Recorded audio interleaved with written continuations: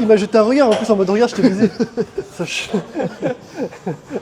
Ah, ça nique les poignets sur cet exo. T'en as fait 12. Hein. Ouais, j'avais fait 12. Après, tu prends large ta prise, toi. Bah ouais.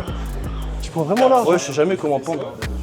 T'as vu, ouais, avec le longueur de bras, je trouve ça mieux. Ouais, moi aussi, j'ai les bras longs et pourtant, je prends moins large que toi. Serré, ça, je sais pas, ça dépend. Quelle prise prendre au développé couché? Bah ça c'est une question que beaucoup de personnes se posent, mais en fait ça va dépendre de chaque personne. Ça va dépendre déjà dans priorité de la prise où tu te sens le plus à l'aise possible. Maintenant parlons d'un point de vue hypertrophie. Tu veux plus focaliser le travail sur tes pecs lors de tes mouvements de poussée, alors tu as tout intérêt à prendre une prise un peu plus large. Parce que plus tu vas prendre une prise serrée lorsque tu vas réaliser ton développé couché, plus tu vas avoir une flexion et une extension de coude importante et donc un plus gros recrutement au niveau de tes triceps. En plus de ça, si tu es longiligne, tu as des longs avant-bras, des longs bras, alors prendre une prise un peu plus large te permettra de limiter un petit peu cette flexion et cette extension de coude et donc limiter l'intervention des triceps, même si forcément ils seront sollicités parce que ça reste un mouvement de poussée. Mais tu as tout intérêt à prendre une prise un peu plus large lorsque tu veux focaliser le travail sur tes pecs. Et ça marche sur tous les exercices de poussée, que ça soit un exercice de poussée pour les pecs ou même un exercice de poussée pour le développé militaire. Tu vas faire en sorte d'avoir un angle de 90 degrés au niveau de tes coudes pour limiter l'intervention de tes triceps en rapprochant ton avant-bras de ton biceps. Récupère ton programme d'entraînement gratuit, lien dans la bio.